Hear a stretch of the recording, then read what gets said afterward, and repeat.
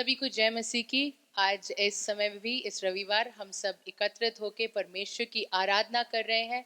इसके लिए प्रभु का धन्यवाद करते हैं और आराधना में आज शामिल होने के लिए हम धन्यवाद करते हैं आप सभी का। आइए हम एक भजन संगीता पढ़ के फिर उसके बाद हम आराधना में चलेंगे। भजन संगीता 100 ऐसे कहती है कि हे सारी पृथ्वी के लोगों, यहोवा का जय जयकार करो, आनंद से यहोवा की आराधना करो, जय जयकार के साथ उसके सम्मुख में आओ। निश्चय जानो कि यहोवा ही परमेश्वर है। उसी ने हम सबको बनाया है और हम उसके हैं। हम उसकी प्रजा और उसकी चराई के भेड़ हैं। आमीन, हालेलुया। वचन कहता है कि आओ सभी लोग और यहोवा की जय जयकार करो। और हम जानते हैं कि हर एक दिन हमारा ये कार्य है और हमारा ये काम है कि परमेश्वर की हमें जय जयकार करनी चाहिए। आइए इस समय कुछ गीत गाते हुए हम परमेश्वर की जय जयकार करें, उसकी आराधना करें और प्रशंसा करके उसकी स्तुति गाएं। आमीन, हालेलुया। आइए हम तालियों को बजाकर ये सुंदर सा गीत गाएं। आराधना में है छुटकारा, प्रार्थना करें निरंतर, आराधना करें निरंतर। आमीन, हालेलुया।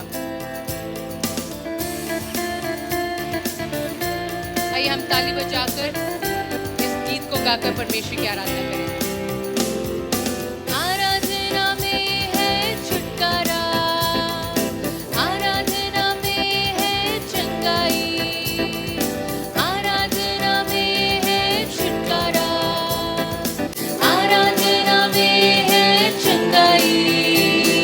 शरीर प्राण आत्मा में शांति आनंद देता है, जान से भी प्यारा प्रभु। शरीर प्राण आत्मा में शांति आनंद देता है, जान से भी प्यारा प्रभु। प्रार्थना करें, प्रार्थना करें, आराधना करें, वो अच्छा है, कितना भला है। प्रार्थना करें, आराधना करें, वो अच्छा है, कितना भला है। छुटकारा पाए हमेशा, छुटकारा पाए हमेशा, हमेशा छुटकारा पाए हमेशा, छुटकारा पाए, छुटकारा पाए हमेशा, हमेशा छुटकारा पाए हमेशा। मांगोगे तुम्हें मिलेगा, मांगोगे तुम्हें मिलेगा, ढूंढोगे तुम पाओगे, मांगोगे तुम्हें मिलेगा, ढूंढोगे तुम पाओगे। खटखटाओ खुलेगी, खटखटाओ खुलेगी स्वर्ग की आशीषें, पाओ तुम उसे अभी। खटखटाओ खुलेगी स्वर्ग की आशीषें, पाओ तुम उसे अभी। आइए गाए, प्रार्थना करें, प्रार्थना करें, वो आराधना करें, वो अच्छा है, कितना भला है। प्रार्थना करें, आराधना करें, वो अच्छा है, कितना भला है। छुटकारा पाए, छुटकारा पाए हमेशा, हमेशा छुटकारा पाए हमेशा, छुटकारा पाए हमेशा, हमेशा छुटकारा पाए हमेशा। प्रार्थना करो निरंतर, प्रार्थना करो निरंतर, प्रार्थना करो विश्वास से, प्रार्थना करो निरंतर, प्रार्थना करो विश्वास से। धर्मी जन की प्रार्थना, विश्वास की प्रार्थना खोलती है सारी बंधन को। धर्मी जन की प्रार्थना, विश्वास की प्रार्थना खोलती है सारे बंधन को। प्रार्थना करें, प्रार्थना करें, आराधना करें, वो अच्छा है, कितना बड़ा है। प्रार्थना करें, आराधना करें, वो अच्छा है, कितना भला है। छुटकारा पाए हमेशा, हमेशा छुटकारा पाए हमेशा। हम आज जाके बोले छुटकारा, छुटकारा पाए हमेशा, हमेशा छुटकारा पाए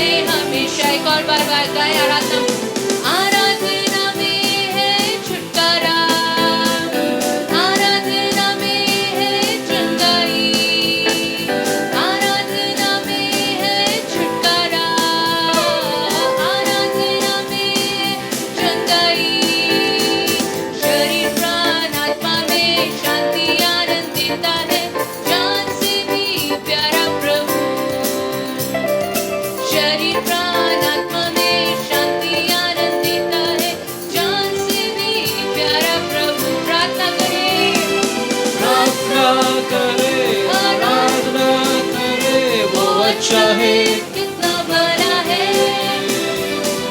प्रार्थना करे, आराधना करे, वो अच्छा है, कितना भला है। छुटकारा पाए हमेशा, हमेशा छुटकारा पाए हमेशा। क्या हम बोले एक साथ? छुटकारा पाए हमेशा, हमेशा छुटकारा पाए हमेशा। छुटकारा पाए, छुटकारा पाए हमेशा, हमेशा छुटकारा पाए हमेशा। Hallelujah, hallelujah. क्या आप विश्वास करते हैं कि परमेश्वर के नाम पे हमें छुटकारा मिलता है? परमेश्वर, हालेलुया, शरीर प्राण आत्मा से शांति आनंद देता है, क्योंकि वो जान से भी प्यारा प्रभु है। आमेन, हालेलुया। हाँ प्रियजन, हमसे एक ही कार्य कहा गया है कि हम परमेश्वर की निरंतर आराधना करते रहें, कि हम निरंतर प्रार्थना करते रहें और उसकी स्तुति गीत गाते रहें, ताकि परमेश्वर ऊंचा उठे। हालेलुया। प्रभु महान है, वो आज भी महान कार्य करने योग्य है, वो हमारी जिंदगियों में निवास करने वाला जिंदा प्रभु है। हालेलुया। क्या हम आज परमेश्वर की आराधना करें? क्या हम एकजुट होकर पूरे दिल से पवित्रता के साथ परमेश्वर की आराधना करें? Hallelujah, hallelujah. परमेश्वर की आराधना हो क्योंकि वो भला है, परमेश्वर की आराधना हो क्योंकि वो सच्चा है, परमेश्वर की आराधना हो। हालेलुया। तेरी आराधना करते हैं परमेश्वर, तेरी आराधना करते हैं। आइए गीत करते हैं, आराधना यीशु तुझे, आराधना यीशु तुझे। और जब हम ये गाएं, मैं चाहती हूँ कि हम सारे एक सच्चे हृदय से, सच्चे दिल के साथ हम करें परमेश्वर आराधना यीशु तुझे, आराधना यीशु तुझे, आराधना यीशु तुझे, आराधना यीशु तुझे, आराधना यीशु तुझे। तू जो कह दे, तू जो कह दे मैं करूँगा, तेरी राहों पर मैं चलूँगा, तेरे चरणों में ही रहूँगा, मेरे प्यारे यीशु वे। क्या कहे? तू जो कह दे मैं करूँगा, तेरी राहों पर मैं चलूँगा, तेरे चरणों में ही रहूँगा, मेरे प्यारे यीशु। आराधना यीशु तुझे, आराधना यीशु तुझे, आराधना यीशु तुझे, आराधना यीशु तुझे, आराधना यीशु तुझे। एक और बार कहे, तू जो कह दे, तू जो कह दे मैं करूँगा, तेरी राहों पर मैं चलूँगा, तेरे चरणों में ही रहूँगा, मेरे प्यारे यीशु वे। तू जो कह दे मैं करूँगा, तेरी राहों पर मैं चलूँगा, तेरे चरणों में ही रहूँगा, मेरे प्यारे यीशु वे। अद्भुत तेरे पैर, अद्भुत तेरे पैर जो लहरों पर चले, आगे चलते हैं मेरे, मुझे चिंता नहीं है। डांटा डांटा दियों को जिन वचनों से प्रभु, साथी मेरे हैं वही, मुझे चिंता नहीं है। आराधना, आराधना यीशु तुझे, आराधना यीशु तुझे,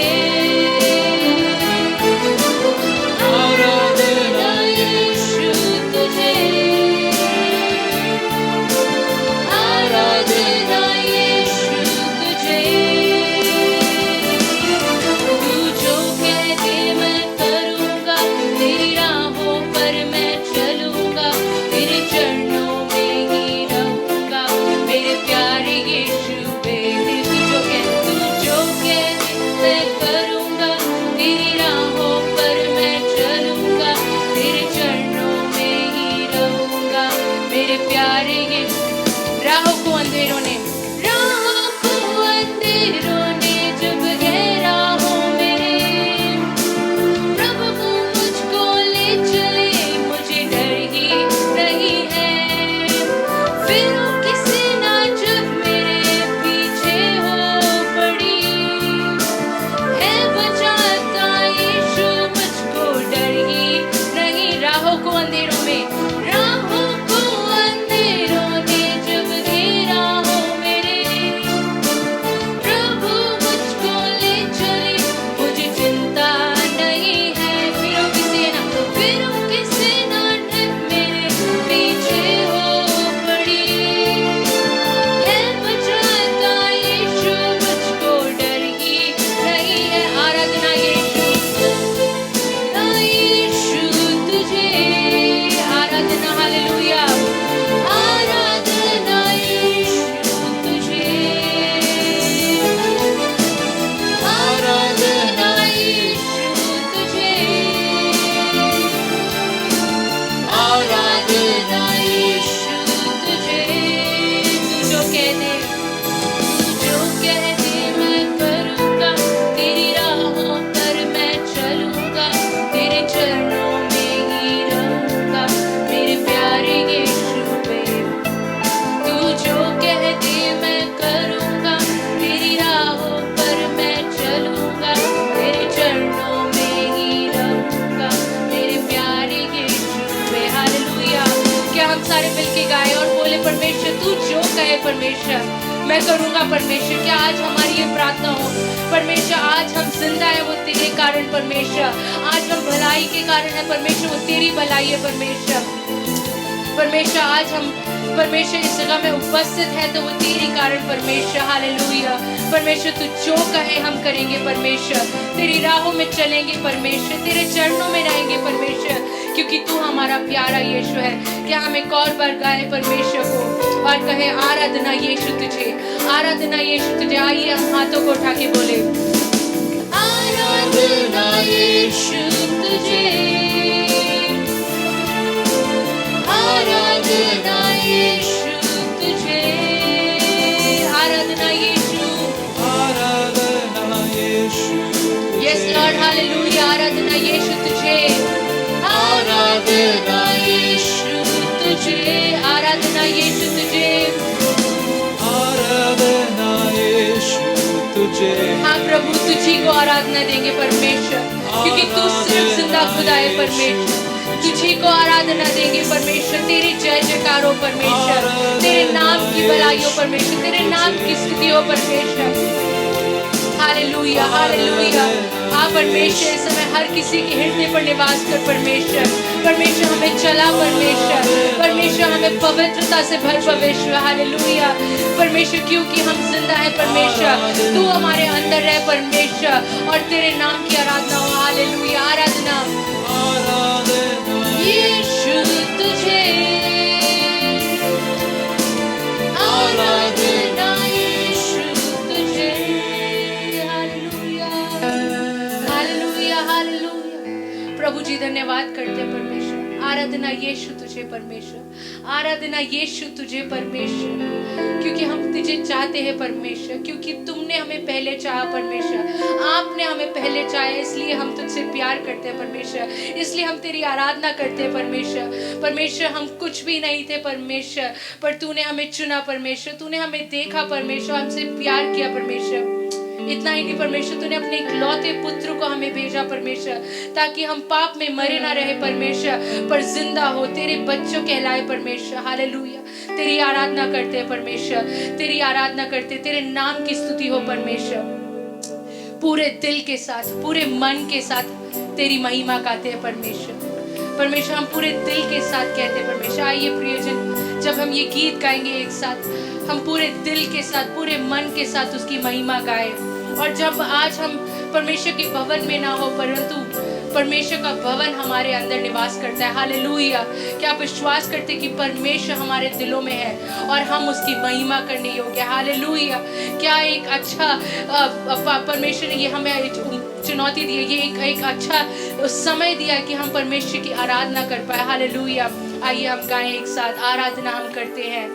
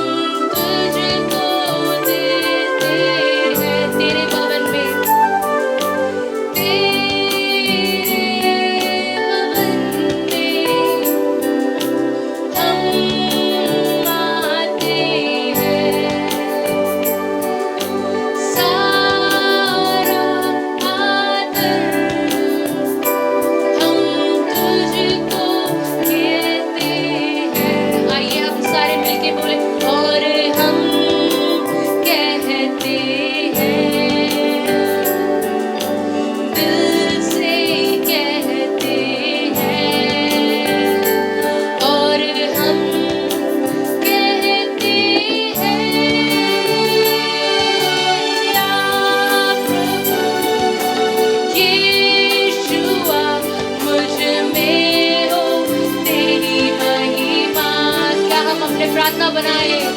आप प्रभु यीशुआ मुझ में हो तेरी महिमा। आइए वापस गाए आप प्रभु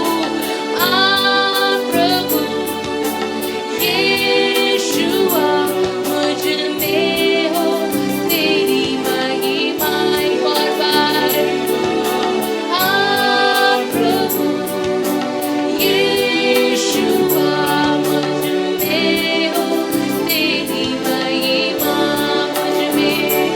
मुझ में हो तेरी महिमा। मुझ में हो तेरी महिमा। मुझ में हो तेरी महिमा।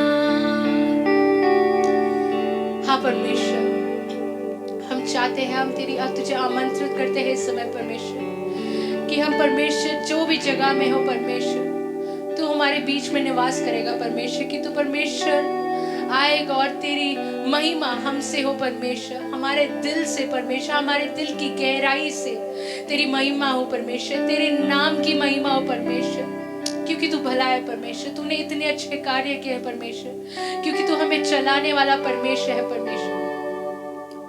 परमेश्वर हम इस समय में धन्यवाद करते हैं हर एक चीज के लिए जो हमें तूने आशीषित किया है परमेश्वर। हम धन्यवाद करते हैं तेरे अच्छाई के लिए परमेश्वर। हम धन्यवाद करते हैं कि आपने हमें एक चरवाहा के रूप में हमें चलाया है परमेश्वर। हमें सिर्फ चलाया ही नहीं परमेश्वर, हमारी हर एक दिन परमेश्वर, हमारे हर एक चाह को पूरा किया है परमेश्वर।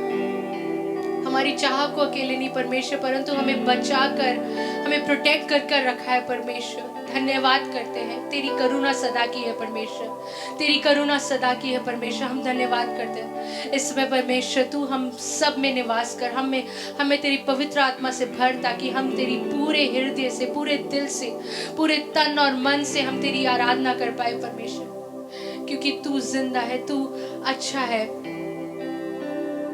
तेरी करुणा सदा की है परमेश्वर। धन्यवाद करते हैं, आने वाले कार्यों को तेरे हाथों में सौंपते हैं, प्रभु के वचन को तेरे हाथों में सौंपते हैं परमेश्वर, कि तू हमें चला और अगुवाई कर परमेश्वर। तेरे नाम की महिमा हो परमेश्वर, यीशु मसीह के नाम से मांगते हैं, सुन और कबूल कर प्यारे पिता, आमीन।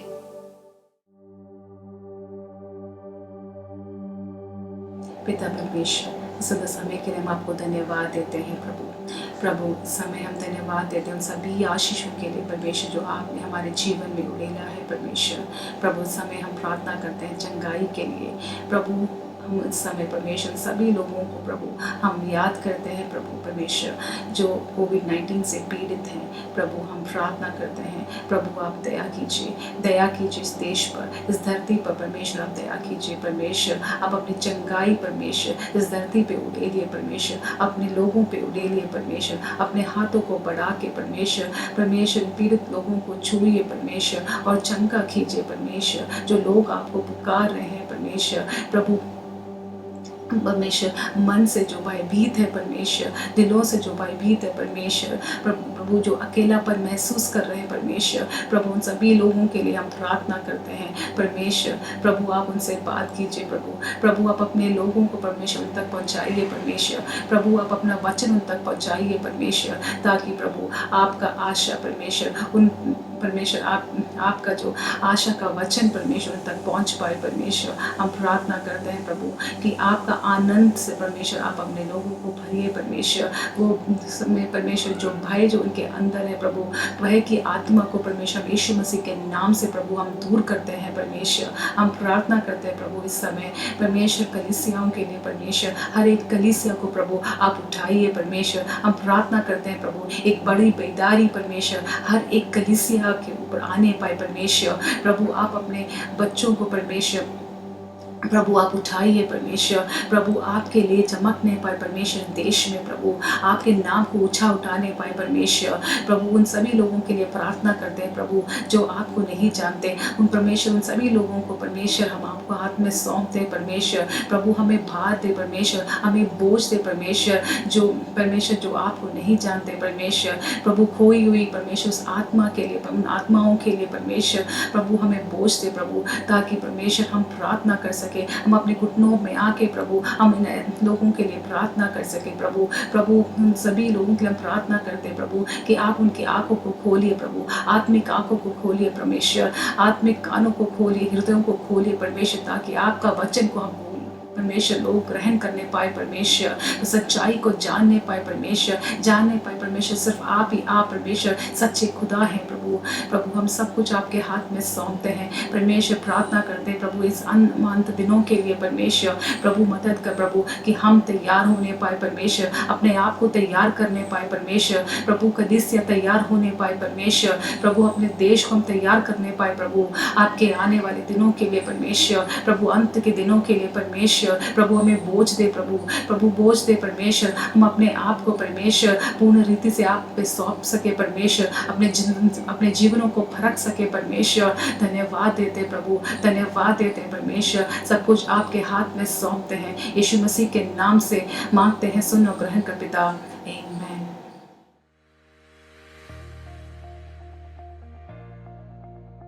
Praise the Lord church. अभी समय होगा अनाउंसमेंट्स का। रविवार की सभा यूट्यूब में 2 बार प्रसारित होती है, हिंदी में सुबह 9:30 बजे यानी कि अभी, और अंग्रेज़ी में सुबह 10:30 बजे।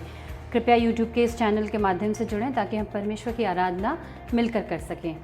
सोमवार से शनिवार हर सुबह 6 बजे से लेकर 7 बजे का समय प्रातःकालीन प्रार्थना का समय होता है।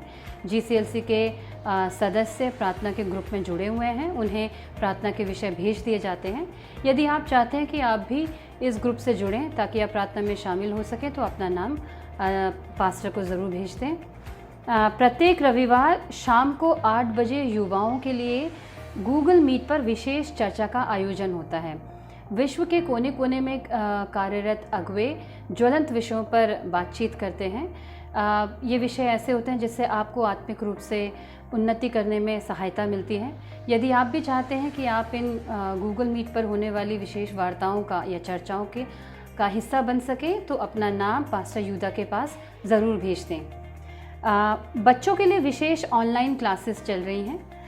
हर सप्ताह परमेश्वर के वचन पर आधारित कहानियाँ, गीतों, क्राफ्ट, पहेलियों व क्विज़ के द्वारा बच्चों को परमेश्वर के विषय में सिखाया जा रहा है। यदि आपका बच्चा अब भी इस ऑनलाइन क्लास का हिस्सा नहीं है और आप चाहते हैं कि उसका हिस्सा बने, तो स्क्रीन पर दिए हुए इस नंबर पर आप कृपया अपना जो है एक मैसेज भेज दें, आपको जोड़ लिया जाएगा। अब समय होगा परमेश्वर के दशमांश व अपने दान को अर्पित करने का। बैंक के सारे विवरण स्क्रीन पर दे दिए गए हैं। दिए गए विवरण के अनुसार आप अपना जो है हिस्सा आप दान में दे सकते हैं अपनी भेंटों के द्वारा। चलिए परमेश्वर के राज्य को आशीषित करें।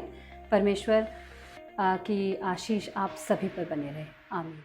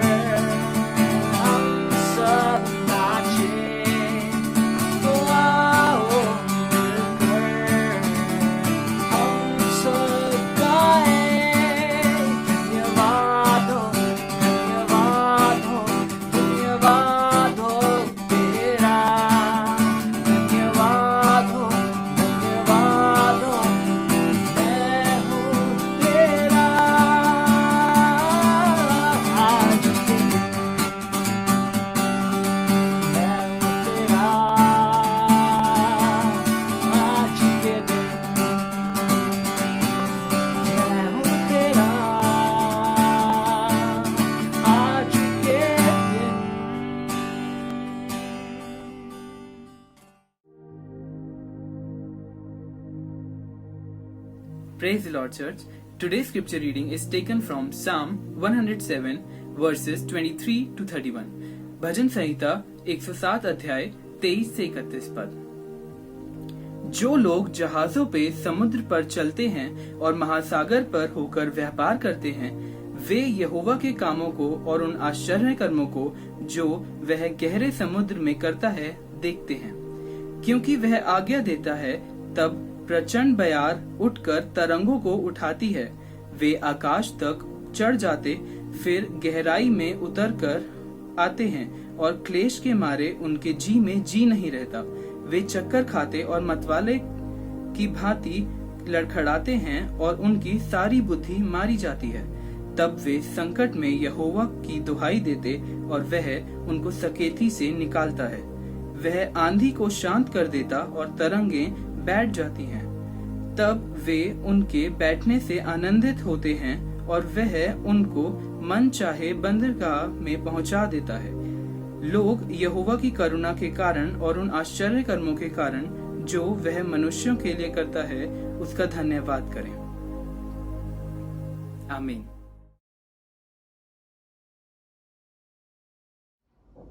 मैं परमेश्वर का धन्यवाद देता हूँ। आज की सुबह एक बार फिर हम लोग आज के दिन हम परमेश्वर की उपस्थिति में आए और उसको आराधना करें, उसको उसके नाम के लिए, उसके नाम से उसके नाम को धन्य कहे, भजन गाए।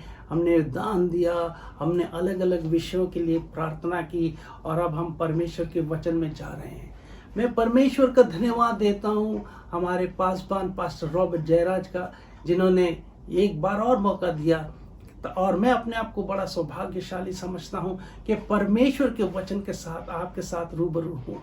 आप कहाँ भी हैं, कैसे भी हैं, जहाँ भी हैं, हम दुआ करते हैं आप लोगों के लिए कि परमेश्वर आपको आशीष दे और परमेश्वर आपको बलवंत करे। ये माहौल जो चल रहा है इसके बावजूद भी परमेश्वर आपको आशीष दे सके। मेरा जो आज का जो टेक्स्ट है वो यूहन्ना रचित सुसमाचार उसके 6 अध्याय उसके 16वें पद से 21वें पद तक का है, जो हमने अभी पढ़ा है। हम सब कोई ना कोई परेशानियों से, कोई ना कोई तूफान से और कोई ना कोई समस्याओं से हम रोज गुजरते हैं।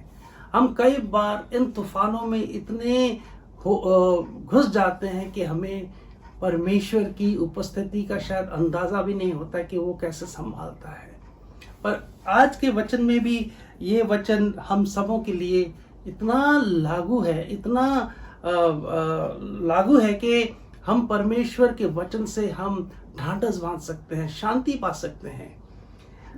यीशु मसीह जब उसने सेवकाई शुरू की थी तो उसने ज़्यादा से ज़्यादा समय झील के ऊपर या जहाँ मछुआरे नाव पर थे ऐसी जगहों में ज़्यादा समय उसने बिताया।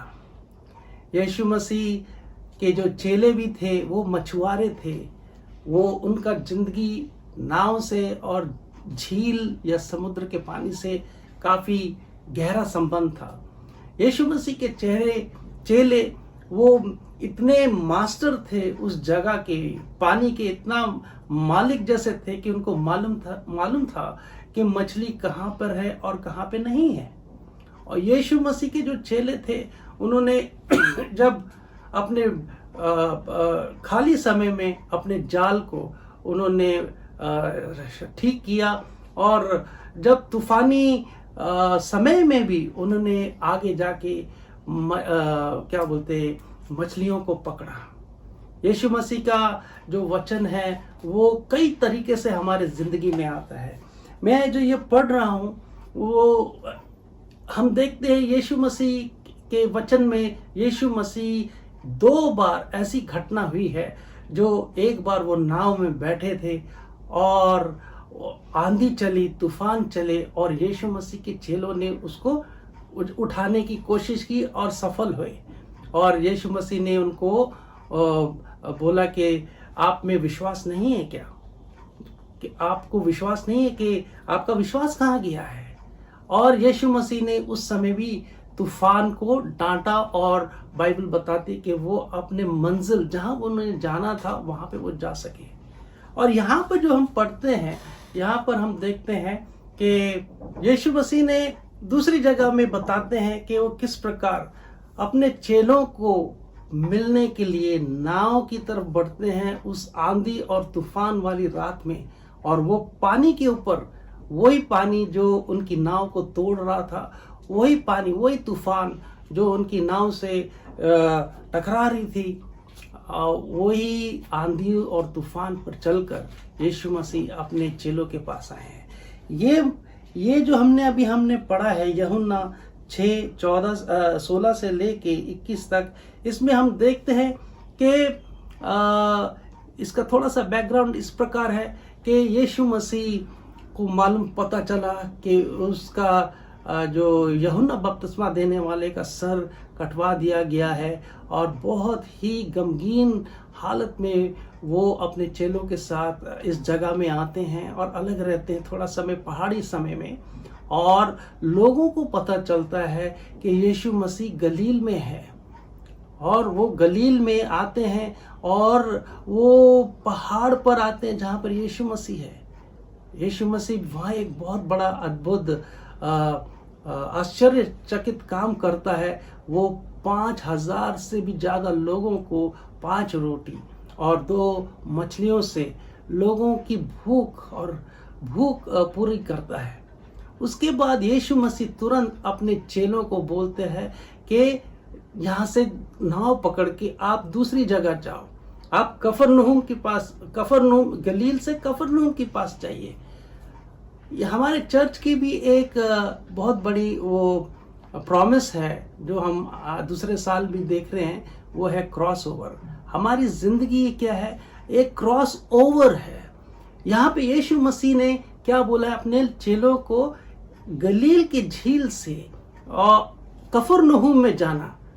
यीशु मसीह कभी नहीं चाहेगा कि अपने चेलों को एक ही जगह में बैठे रहे, बंदरगाह पे बैठे रहे और दूसरी जगह नहीं जाने के लिए। हमारे जिंदगी में भी परमेश्वर चाहता है कि हम हर समय हम तरक्की करें, एक जगह से दूसरी जगह जाएं। आज के इस वचन में हम देखते हैं कि यीशु मसीह की जो चेले थे वो बहुत ही जद्दोजहद कर रहे थे, बहुत ही कोशिश कर रहे थे तूफान से जीतने के लिए और तूफान पर काबू करने के लिए या तूफान में काबू रहने के लिए। लेकिन हम देखते हैं कि वो वहाँ पे नाकाम साबित हो रहे थे। हम देखते हैं कि जब पानी में सैलाब आता है, जैसे उदाहरण के तौर पे 2004 में दिसंबर की रात थी और 26 की सुबह थी, तो सुनामी का जो असर हमने देखा है वियतनाम में, इंडोनेशिया में और पटाया में, यहाँ तक कि श्रीलंका और चेन्नई में भी हम देखते हैं कि सुनामी का जो पानी की जो लहर थी वो 7वें मंजिल तक थी। वो 7वें मंजिल तक अगर कोई लहर है तो बताइए हम कैसे उस लहर का सामना करेंगे। और अगर हमें मालूम है कि ऐसी जगह में एक तूफान उठने वाला, तो क्या हम जाएंगे? आप मेरे को एक और बात मेरे को याद आती है कि जब टाइटैनिक जहाज 14 अप्रैल 1912 में जब डूबा है आधी रात के समय में, उसमें बहुत ही मान्य और बहुत अमीर लोग उस जहाज पर थे। और अगर उन सबों को मालूम होता कि इस जहाज की दुर्घटना हो जाएगी तो क्या वो उस जहाज पे यात्रा करते? आपने ठीक कहा, नहीं करते।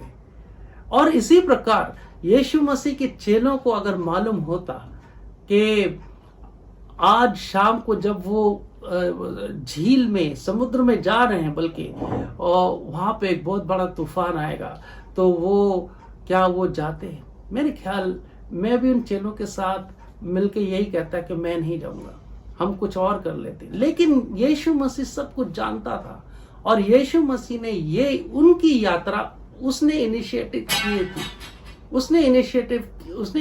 की थी, उसने शुरुआत दी थी।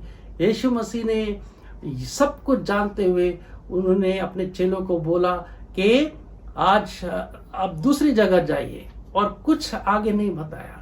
परमेश्वर कई चीजें हमें हमारे जिंदगी में कई बार एकदम से एडवांस में नहीं बताता, और जैसे जैसे समय बीतता है वैसे वैसे वो हमारे विचारों को हमारे मस्तिष्क में डालना चाहता है कि किस प्रकार वो समय हमारी जिंदगी में आया। ये तूफान हमारी जिंदगी में बहुत किस्म से आते हैं, और ये तूफान हमारी जिंदगी में हमारी जिंदगियां बदलने के लिए आते हैं। हमारी जिंदगी या तो अच्छे के लिए हो जाती है, या हम उस तूफान से बहुत कुछ सीखते हैं, और या तो कुछ लोग ऐसे होते हैं निराशा होके ऐसे, क्योंकि उन्होंने अपने अजीजों को खोया है उन तूफानों में। मैं ये बताना चाहूंगा, बाइबल बताती है 16वें पद में कि वो शाम का समय था, उसके चेले झील के किनारे गए और ये शाम का समय एक ऐसा समय होता है जब लोग अक्सर अपने घरों को अपने कामकाज से करने के बाद वापस अपने घरों में आते हैं, घर में आते हैं। यहाँ पर यीशु मसीह ने या उनके चेलों ने मछली पकड़ने का कोई इरादा नहीं था। यीशु मसीह ने खुद बोला है कि तुम्हें कफरनहूम में जाना है। यीशु मसीह ने ये नहीं कहा कि आपने मछली पकड़ना है, या चेलों के दिमाग में मछली पकड़ने की कोई संभावना थी। कुछ घंटे पहले यीशु मसीह के अद्भुत कार्य को देखने के बाद उनके दिमाग में अभी भी वो बात थी कि यीशु मसीह ने किस प्रकार हजारों लोग 5000 लोगों को खिलाया। कैसे परमेश्वर के ये व्यक्ति है, कैसा हम जिस व्यक्ति के पीछे हैं उसने कैसे ये अद्भुत कार्य किया। ये तो सचमुच परमेश्वर का बेटा है। और अभी ये सोच ही रहे थे, शाम का समय था और हम देखते हैं कि नाव पे चढ़ के झील के पार कफरनहूम को जाने लगे। यहाँ पर वो आगे बढ़े हैं। हमारे जिंदगी में हमें कई चीजें नहीं मालूम होता है कि आज हमारी जिंदगी के साथ क्या होगा, आज मेरी नौकरी होगी या नहीं होगी, आज मैं जब सुबह जाता हूँ मैं शाम को घर पे वापस आऊंगा कि नहीं, या पता नहीं अचानक आधे रास्ते में क्या हो जाए। हमारी जिंदगी इन सब चीजों से भरी हुई है, कई चीजों से भरी हुई है। और यहाँ पे ये हम उसी 17वें पद में ऐसे पढ़ते हैं कि रात हो गई, अंधेरा हो गया और यीशु अभी भी उनके पास नहीं आया था। जब हमारे जिंदगी में चारों तरफ नुकसान होता है या चारों तरफ बहुत ही जलजला उठता है या तूफान उठते हैं तो हमें कुछ समझ में नहीं आता, हमारे जिंदगी की रात शुरू हो जाती है। और यहाँ पर भी हम देखते हैं कि रात, आप सोचिए ये नाव पे बैठे हैं उसके चेले और अचानक उनको ध्यान भी आता है कि ये हम तो शाम को चले थे और अब रात हो गई है। और बाइबल बताती कि वो बहुत ही मेहनत करके आगे बढ़ रहे थे। उनसे 3-4 किलोमीटर ही उन्होंने अपनी नाव को आगे चलाया, लेकिन बहुत ही कष्ट के साथ। और अचानक लहरें उठने लगी। देखिए जो वातावरण है या पिक्चर हम देख सकते हैं कि किस प्रकार अंधेरा हो गया और अंधेरे में कुछ दिखाई नहीं दे रहा, और वहां आंधी और तूफान होने लगे। बड़ी बड़ी आंधियां उस जो नाव है उससे टकराने लगी, उसे तोड़ने लगी, और जो हो सकता है उनके पास लालटेन है वो भी उड़ गया होगा, और वो सारे भीग गए थे। आंधी तूफान से, लहरों से वो बिल्कुल भीग चुके थे। नाव में पानी आ चुका था और यीशु मसीह नहीं था। सबसे बड़ी बात तो ये है कि जिस यीशु मसीह ने बोला कि उस नाव में बैठ के तुम आगे जाइए, मैं बाद में मिलता हूं, उस नाव में यीशु मसीह नहीं था और तूफान आने लगे। हमारी जिंदगी में भी ऐसे बहुत समय आते हैं कि जब हमारी जिंदगी में यीशु मसीह व्यक्तिगत तौर पे नहीं होता है। जो हवाएं चल रही थी, हवाओं ने, तूफानों ने सारी आवाज बंद कर दी थी। जो भी वो बातचीत कर रहे थे उनको सुनाई नहीं दे रहा था।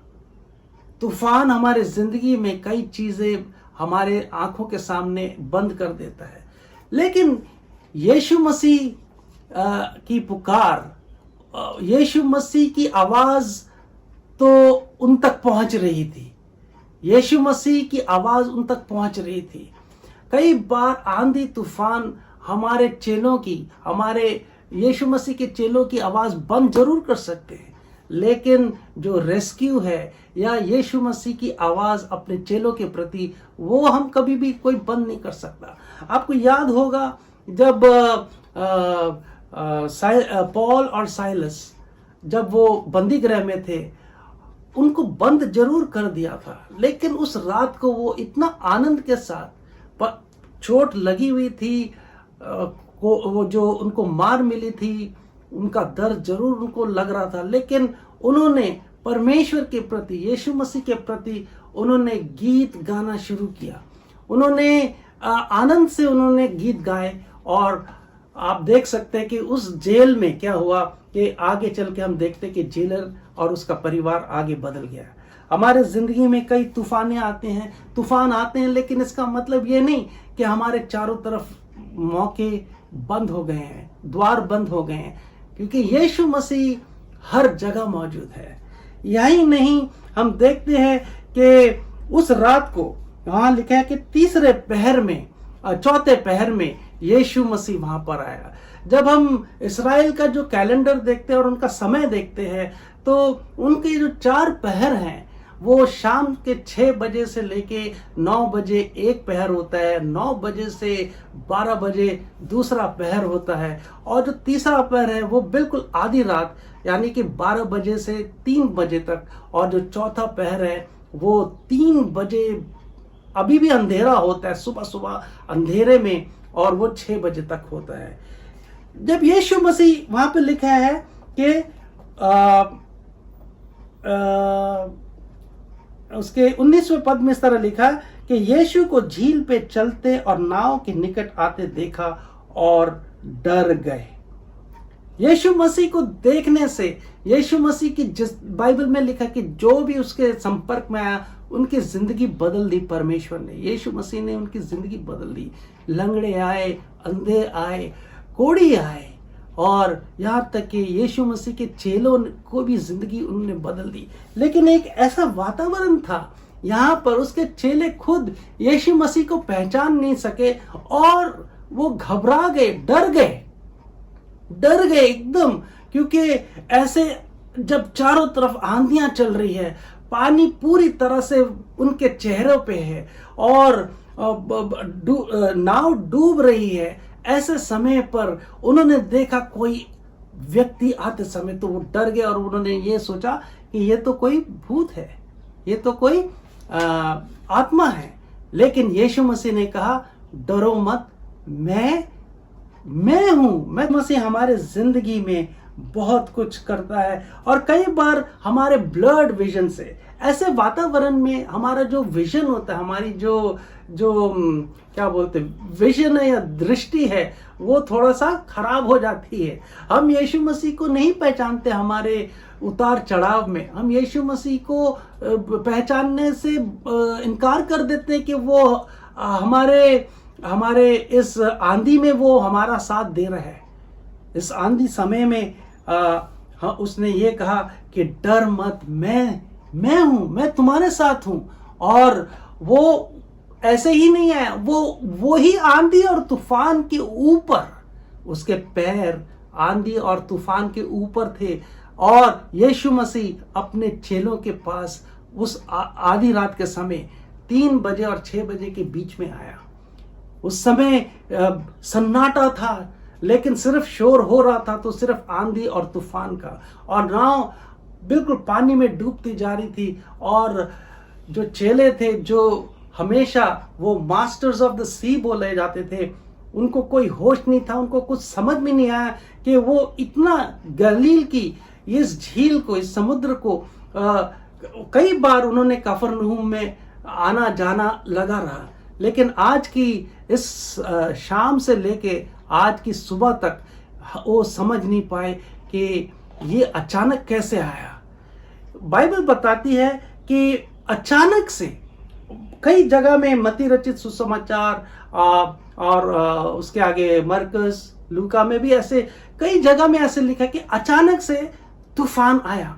हमारी जिंदगी में बहुत कुछ अचानक से आता है, लेकिन अगर हमारी जिंदगी में यीशु मसीह है तो हमें वो संभालेगा, वो हमें हर तरीके से संभालेगा। एक दूसरी जगह में भी हम देखते हैं कि यीशु मसीह सो रहा था और यीशु मसीह के चेलों ने उनको उठाया।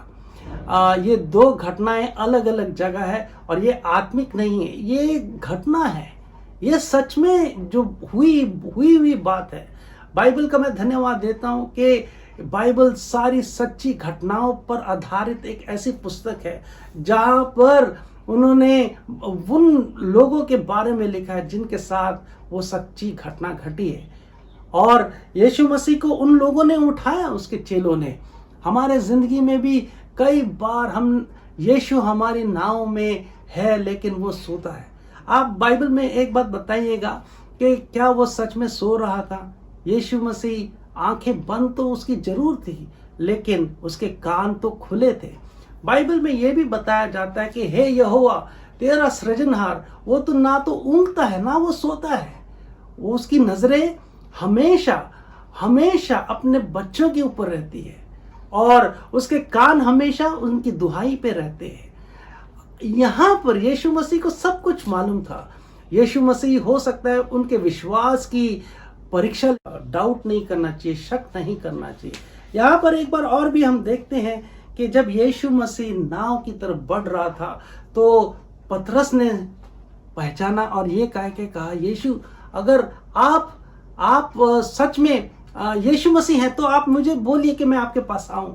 और यीशु मसीह ने कहा आओ। उस जगह पर, इस दुनिया में अगर यीशु मसीह के बाद किसी व्यक्ति ने पानी पे चला है तो वो कोई और नहीं, वो पतरस ही है। पतरस अपने इस बड़े विश्वास के लिए माने जाते हैं और उस विश्वास के लिए बहुत ही वो निडर थे। उन्होंने आगे चल के बहुत निडरता से काम किया है अपनी जिंदगी में कलीसिया के लिए।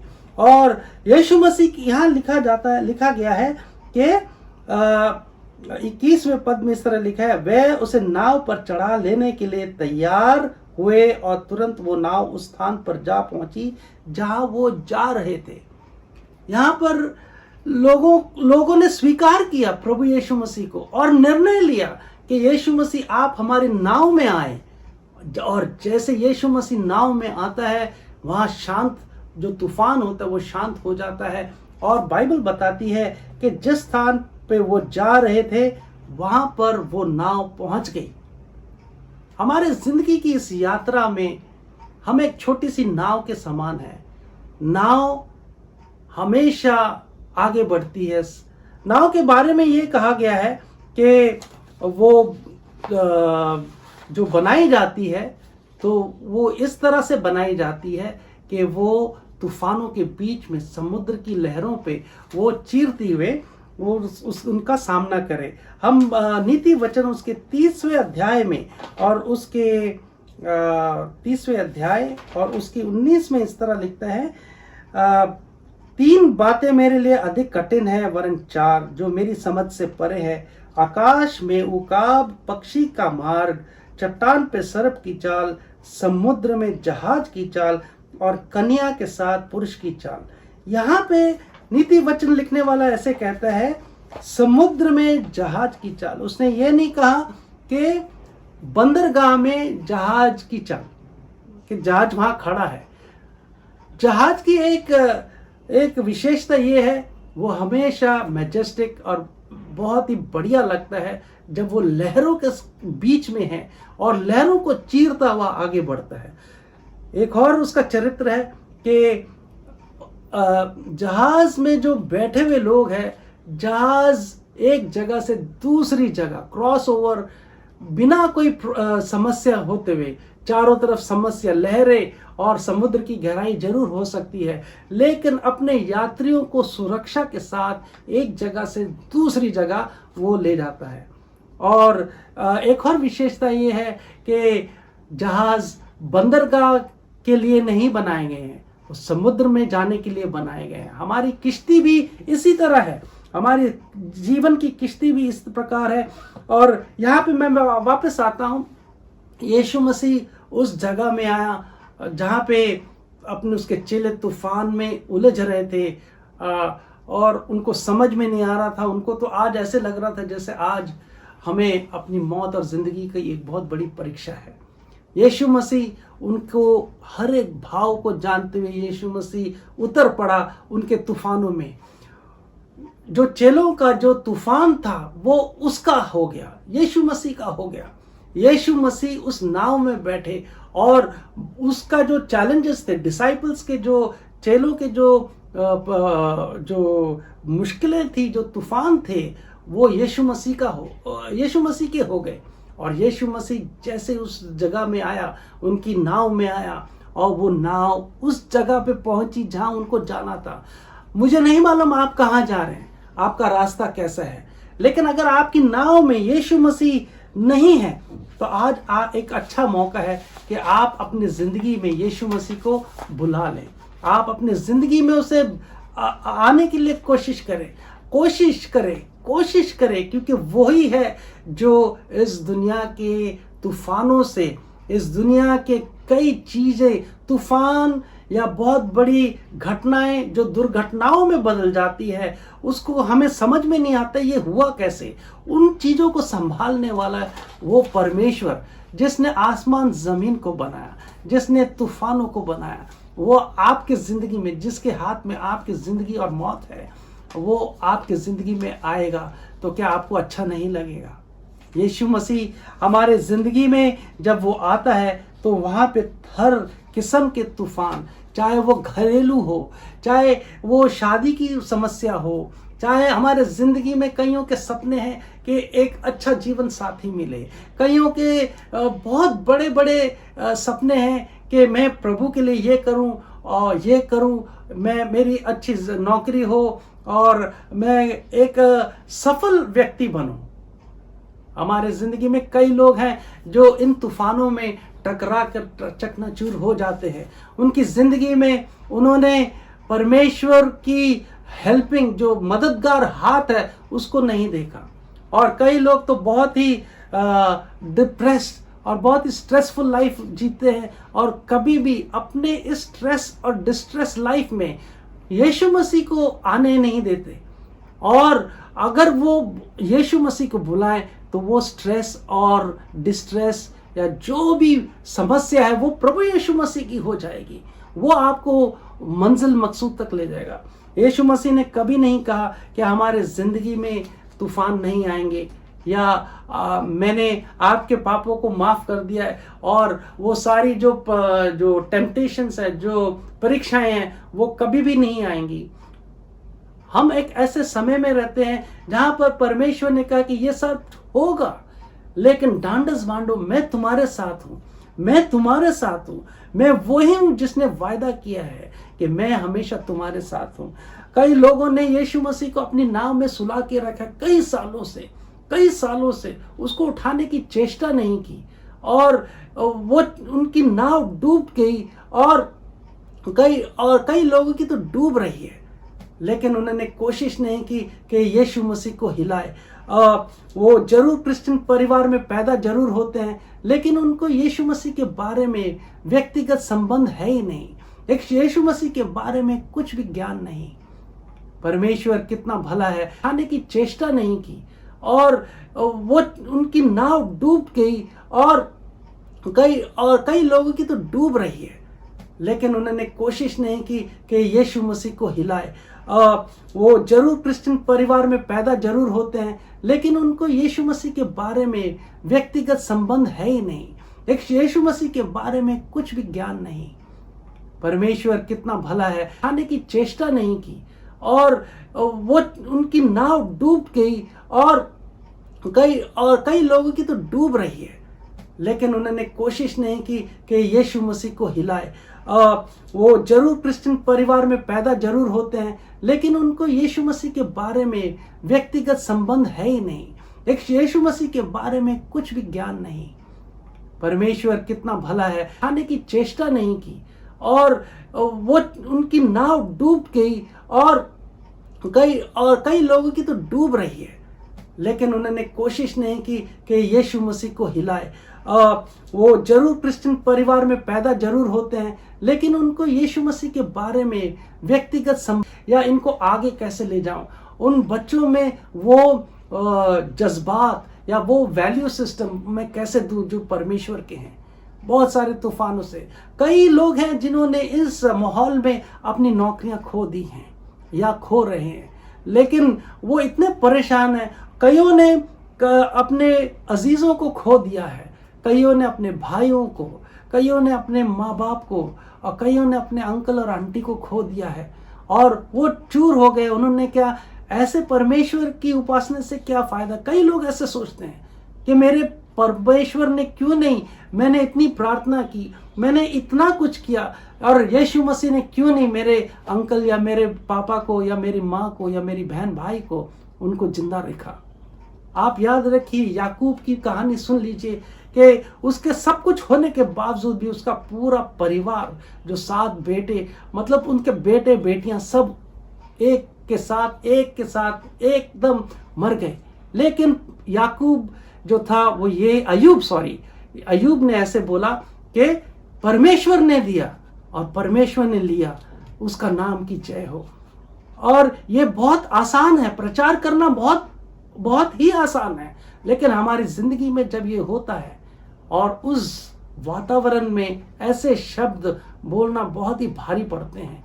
और यीशु मसीह के चेलों ने भी आगे जाके कितने लोगों को राजाओं ने मार डाला, उनकी गर्दन, उनके सर मतलब उनको कत्ल कर दिया। कितने लोगों ने बहुत ही परीक्षा भरी जिंदगी जी, लेकिन उन्होंने यीशु मसीह को छोड़ा नहीं। इतनी परेशानी आने के बाद भी प्रेरित पौल कई बार उन्होंने जहाज की यात्रा की और उस जहाज में कई बार वो डूब गए, मतलब जहाज डूब गया, लेकिन परमेश्वर ने उसकी मदद की, यीशु मसीह ने मदद की। उन्होंने 4 बार उन्होंने कोड़े खाए, 1 कम 40, और वो कोड़े आसानी से नहीं मारे जाते थे, बहुत ही बुरी तरह मारे जाते थे। और ऐसे होने के बाद भी उन्होंने परमेश्वर यीशु मसीह का साथ नहीं छोड़ा। कई यहूदियों को हिटलर ने मौत की घाट उतार दिया, लेकिन तब भी कई लोग थे जो मसीह थे, और यही नहीं, यहूदी भी थे और मसीह भी थे, लेकिन उन्होंने अपने विश्वास को से पीछे नहीं हटे। मैं आपको दिलासा देना चाहूंगा कि आप जो भी यात्रा में हैं, आप अपनी यात्रा में यीशु मसीह को ले लें। आपके जिंदगी में तूफान और भी आएंगे, मेरी जिंदगी में भी तूफान आएंगे और आते हैं और आएंगे, लेकिन हम यीशु मसीह को थामे रखें।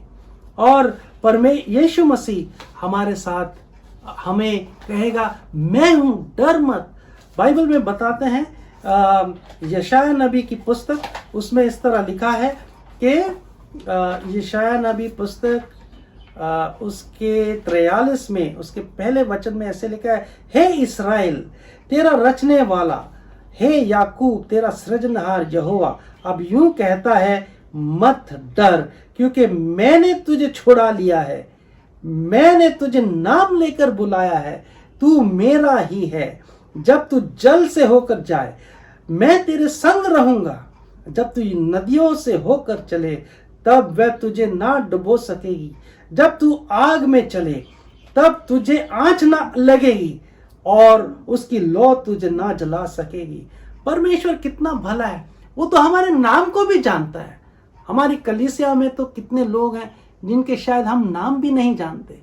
हम हेलो ब्रदर बोलते हैं, हेलो सिस्टर बोलते हैं, लेकिन हम नाम से कभी नहीं बुला। और नाम से बुलाना मतलब बहुत ही पर्सनल हो जाता है, बहुत ही व्यक्तिगत हो जाता है। यीशु मसीह ने कहा, मैं तो तुम्हारे नाम को जानता हूं, जब तुम गर्भ में थे मैंने तुम्हें पहचाना, तुम्हें ले लिया, मैं तुम्हारे नाम को जानता हूं, मैं तुम्हारा रचने वाला परमेश्वर हूं और मैं तुम्हें कभी छोड़ूंगा नहीं, मैं तुम्हारे साथ रहूंगा।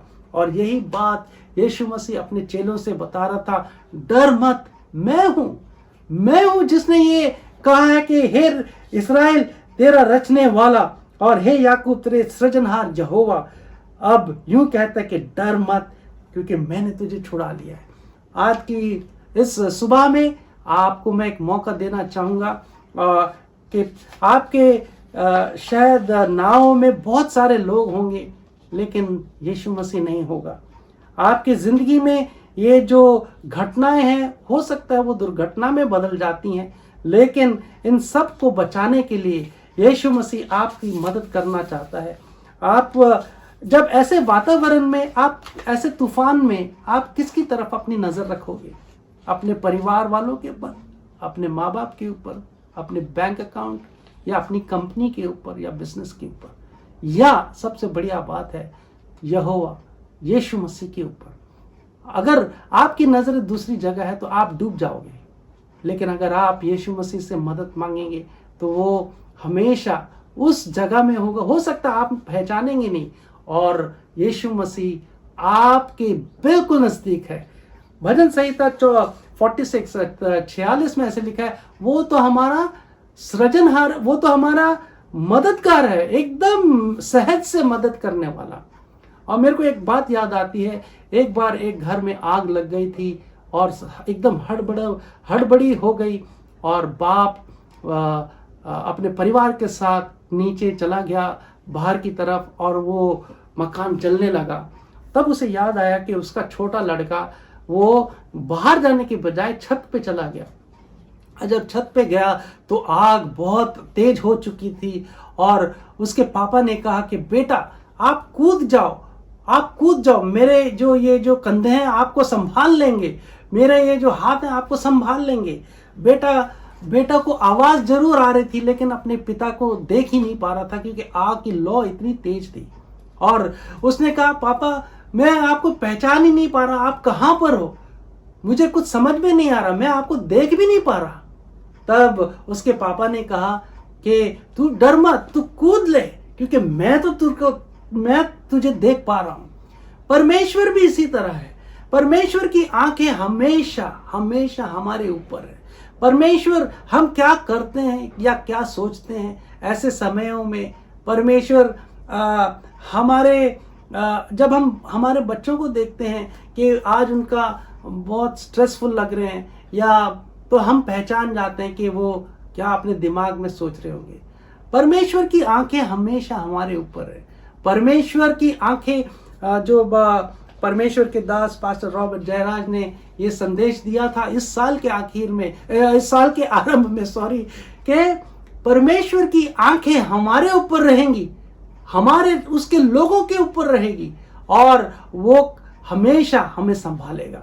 आज की सुबह मैं आपको एक मौका देना चाहूंगा कि आप अपने जिंदगी में देखें कि आप क्या यीशु मसीह को अपने जिंदगी में अपनी नाव में लाने के लिए इच्छुक हैं क्या। वो आपको कभी जबरदस्ती नहीं करेगा। वो आपकी नाव में, अगर आपकी इच्छा है तो आपकी नाव में आकर आपको संभालेगा, और आपकी जर्नी को जहां पर आपको जाना है, जो आपको चाहिए आपके जिंदगी में अच्छे व्यक्ति बनने के लिए, या आप चाहते आपके स्वप्न है, जो प्लान्स है, परमेश्वर के प्लान्स या जो योजनाएं हैं, ऐसे समय में हमें पता चलेगी। वो वहां पर आपको अपनी मंजिल पे आपको ले जाएगा। ऐसे समय में परमेश्वर अपनी योजना हम तक पहुंचाता है। उस योजना को समझना बहुत जरूरी है। हम टूट जरूर जाएंगे, लेकिन जैसे प्रेरित पौल लिखता है कि हम पर बहुत सारी ऐसी चीजें होती, लेकिन हम यीशु मसीह या उसमें हम टूटेंगे नहीं। ये हमको मजबूत करेंगे। ये समस्या आती हैं हमारे जिंदगी को पूरा करने के लिए, हमें मजबूत करने के लिए। आज सुबह मैं आपको एक मौका देना चाहता हूँ।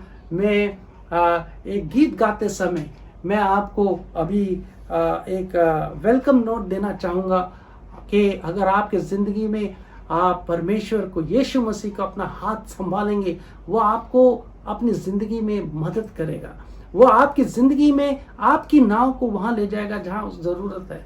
यही नहीं, वो कहता है कि मैं हूँ, मैं तुम्हारे साथ हूँ, मैं कोई भी तूफान आने दो, और चाहे मैं आपकी नाव में सो रहा हूँ, आप मुझे उठा रहे हो नहीं है, मुझे मालूम है कि इस जगह में तूफान है, मेरी आंखें और मेरे कान आपकी पुकार पर है।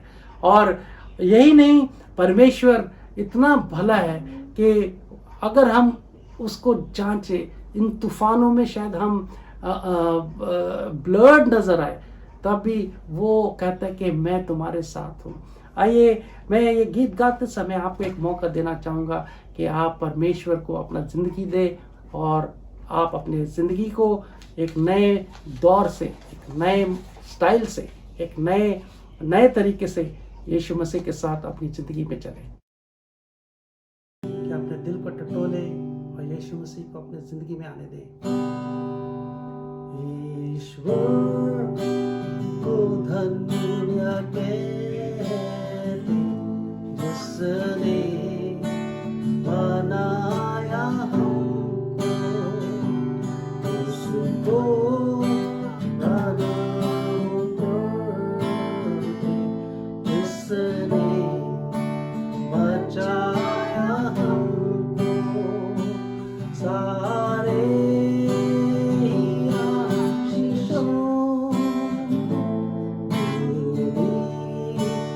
उसी ने हमको सारे आशीषों उसी ने हमको। तुम भी बताओ कैसे हम भूल सकेंगे उनको। बताओ कैसे हम भूल सकेंगे उनको। ईश्वर को धन्य कहते जिसने बनाया हमको, उसको प्रणाम करते जिसने बचाया हमको। तूफान कैसे उठते जीवन के सागरों में, तूफान कैसे उठते जीवन के सागरों में। यीशु को डाले हम जाएंगे शरणों में। यीशु को डाले हम जाएंगे शरणों में। ईश्वर को धन्य कहते जिसने बनाया हमको, उसको प्रणाम करते जिसने बचाया हमको। मैं आपके लिए प्रार्थना करूंगा जिन्होंने सच दिल से अपने हृदय को खोला है। परमेश्वर आपके ज़िंदगी के उठते हुए तूफानों को समझता है, वो आपको पहचानता है, आपके नाम को जानता है। यही नहीं, आपके बिल्कुल करीब है। आइए हम प्रार्थना करें। प्रभु, आपका धन्यवाद देते हैं सुंदर घड़ी के लिए। आज प्रभु हम अलग अलग भाई बहन अलग अलग तूफानों से गुजर रहे हैं, तो हम सबों को मदद कर। मेरी ज़िंदगी में आ, मेरी ज़िंदगी को तू टटोल, मेरी ज़िंदगी के उठते हुए तूफान, मेरे ज़िंदगी के उठते हुए चुनौतियों में प्रभु जी आप वो अपनी चुनौती बना लें और आप मुझे साथ ले जाइए जहाँ पर मुझे पहुँचना है। मुझे समझ में नहीं आता वो कैसे मैं पहुँचूँ, लेकिन प्रभु आप मेरे ज़िंदगी में आकर मेरे नाव के मालिक बन जाइए और मुझे सही जगह पर जहाँ मुझे जाना है वहाँ पे जाने के लिए मदद कर। मैं प्रभु आपका धन्यवाद देता हूँ, मेरी ज़िंदगी में आ। यीशु के नाम से मांगते हैं, सुन और कबूल कर, आमीन। परमेश्वर आपको आशीष दे और हम एक बार फिर इसी समय में आज ही के दिन अगले एतवार को फिर परमेश्वर के नाम का संदेश आप तक पहुंचाएंगे। प्रभु आपको संभाले और आपको तंदुरुस्त रखे और आप परमेश्वर से इन तूफानों से लड़ना सीखें। यीशु मसीह के नाम से आप सबों को नमस्कार कहता हूँ, आमीन।